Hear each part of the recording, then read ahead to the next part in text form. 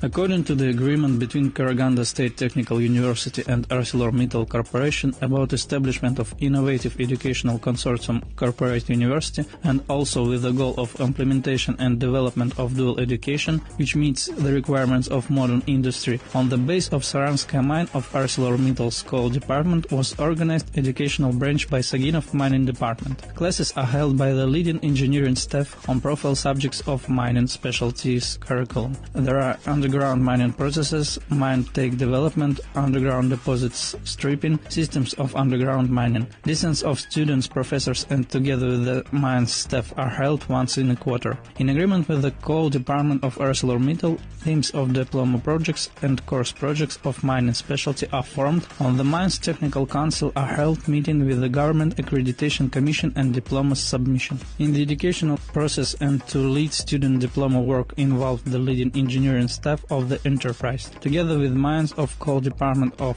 ArcelorMittal Temirtau in Karaganda State Technical University organized training area of department. Mine Saranskaya helped to equip exciting area of the department according to decree of the Coal Department Executive Director of Coal Department of ArcelorMittal Corporation with the business of the Corporate University. The department concluded economic agreements worth over 30 million tenge. Together with engineering staff of mine carried out scientific research work on the study of rock mass geomechanical state in underground conditions. In these works, in addition to faculty member students and postgraduates are also actively involved. With the participation of Coal Department representatives, ArcelorMittal Corporation in the department branch monthly production meeting carrying out on discussion problems and prospects of development branch in terms of dual education, discusses the third industrial revolution and further developed in line with the strategy 2050.